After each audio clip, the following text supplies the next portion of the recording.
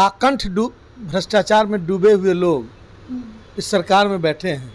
और आप ज़मीन पर जाके देखिए कि सर्वे कराने के लिए क्या क्या हो रहा है, क्योंकि देर करके ही पैसा कमा रहे हैं लोग गलत ढंग से। नीतीश कुमार जी पहले से मुख्यमंत्री रहे हैं, उनका योगदान माना जा सकता है। इनका क्या योगदान है भाई? ये सारी तैयारी तो हमारे समय में हुई है, सारा चीज़ ऑनलाइन हुआ है, सॉफ्टवेयर तैयार हुआ है, सब हम लोगों ने करवाया है। अभी तक ठीक से सर्वे भी समझ में नहीं आया होगा कि क्या है।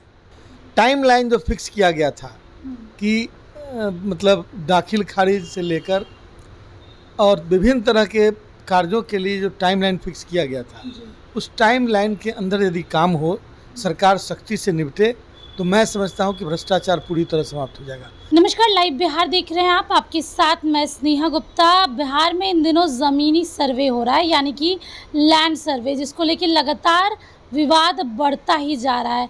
आज हमारे साथ खास बातचीत करने के लिए आपको बता दें कि पूर्व राजस्व एवं भूमि सुधार मंत्री जो थे आलोक मेहता जी हैं, शिक्षा मंत्री भी रहे हैं, और जिस तरीके से बिहार में लैंड सर्वे कराया जा रहा है उसके बारे में बात करेंगे। साथ में कल से तेजस्वी यादव यात्रा पर जा रहे हैं, उसके बारे में बात करेंगे। सर, सबसे पहले तो बहुत शुक्रिया बात करने के लिए। धन्यवाद। सर, लैंड सर्वे को आप पहले कैसे देख रहे हैं? सरकार करवा रही है, क्या आप लोग की नज़र में लैंड सर्वे का जो ये मुहिम शुरू हुई है, क्या कैसा लग रहा है? देखिए, सबसे पहले तो हमने अपने कार्यकाल में जहाँ जहाँ भी भ्रष्टाचार की बू आ रही थी, उन सारी जगहों को हम लोगों ने ऑनलाइन सिस्टम में कन्वर्ट कर दिया, और उसमें हम लोगों ने टाइमलाइन फिक्स कर दिया था। अब सर्वे की भी तैयारी के लिए हम लोगों ने करीब करीब 10,000 से भी ज़्यादा एम्प्लॉयज़ का अपॉइंटमेंट किया था। भले ही उनको मतलब अपॉइंटमेंट लेटर हमारे हटने के तुरंत बाद मिला हो, लेकिन वो सब किया हुआ हम लोग का ही था। और यह लैंड सर्वे पिछले कम से कम 10 वर्षों से चल रहा है, 10 वर्षों से भी ज़्यादा से। लेकिन इधर के दिनों में हम लोगों ने इसको एक्सेलरेट किया था। ज़मीनी विवाद जो है, ज़मीन का जो विवाद था, उस पर काफ़ी चर्चा हुई थी। जब मैंने सब विभाग को ग्रहण किया था, तो उस समय माननीय मुख्यमंत्री जी ने कहा था कि यहाँ पर ये हत्याएं हो रही हैं, उसमें 70-72% हत्या लैंड विवाद की वजह से होते, ज़मीनी विवाद की वजह से। लेकिन मैं जब जिस समय छोड़ रहा था, उस समय ये अपराध लगभग 40% के नीचे पहुंच गया था, 40% पहुंच गया था। उसमें भी अधिकांश, उसमें भी करीब करीब 50% विवाद जो उसके थे, 40% में 50% विवाद वो लॉ एंड ऑर्डर के थे, वो रेवेन्यू डिपार्टमेंट का नहीं था।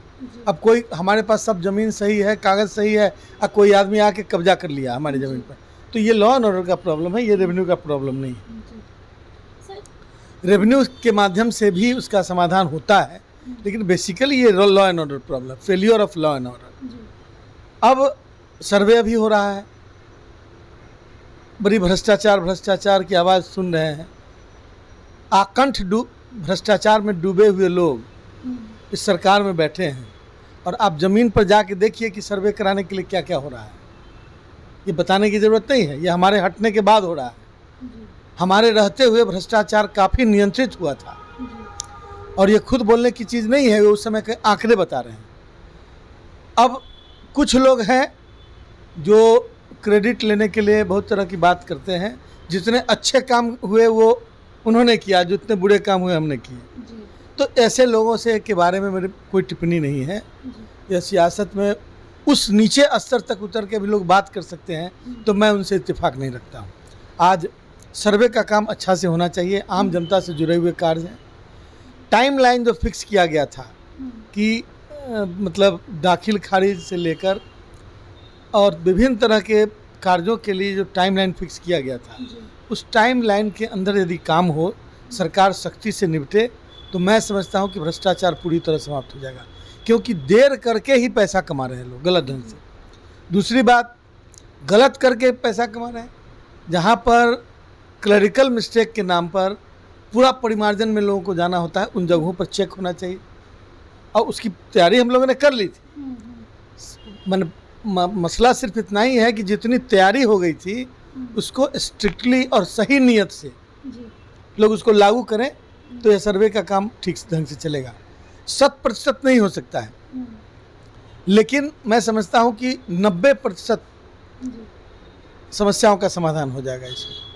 और जो लंबा चौड़ा कोर्ट जाते हैं, कहाँ जाते हैं, विभिन्न रेवेन्यू डिपार्टमेंट के भी विभिन्न कोर्टों में रहते हैं, उन सारी चीज़ों का समाधान इस सर्वे के माध्यम से हो सकता है, बशर्ते कि सरकार की नीयत ठीक हो और उनके पदाधिकारियों को पर मतलब पूरी तरह नियंत्रण रखा जाए, सख्ती रखी जाए, भ्रष्टाचार से दूर रखा जाए।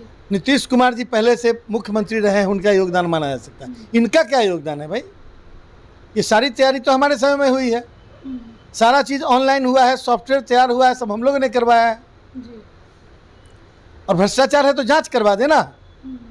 सरकार तो उन्हीं की है, ईडी सीबीआई सब उन्हीं के पास है। मैंने गीत क्या गा रहे हैं बाजार में।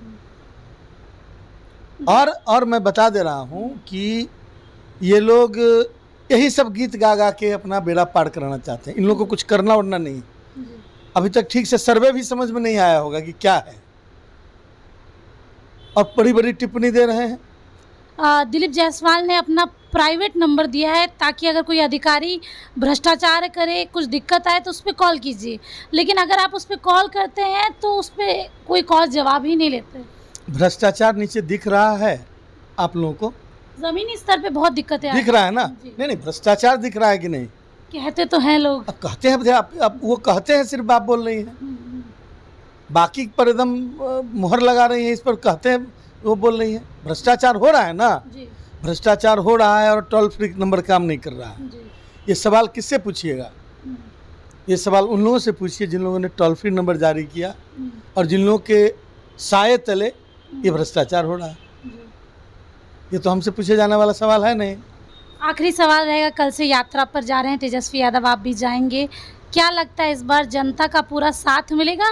लोकसभा चुनाव में भी पिछली बार से 0 से बढ़ के 4 पे आए, इस बार अगले साल विधानसभा चुनाव है। इस यात्रा के दौरान लोग जब तेजस्वी यादव से जुड़ेंगे तो किन किन बातों पर चर्चा होगी और लोगों की बातें क्या सुनी जाएंगी? ये संगठनात्मक मामला है और हमारी पार्टी के नेता ने निर्णय लिया है कि हम जनता के बीच जाएंगे, कार्यकर्ताओं के बीच, वही जा रहे हैं। ये कोई बहुत एबनॉर्मल चीज़ तो है नहीं। और उन्होंने समय समय पर कई बार इस यात्रा को, इस तरह की यात्राएं की हैं, और मैं समझता हूं कि हमारे कार्यकर्ता साथी की भी इच्छा रहती है कि बीच बीच में नेता आवे, मिले, और ये सिलसिला चलता रहता है।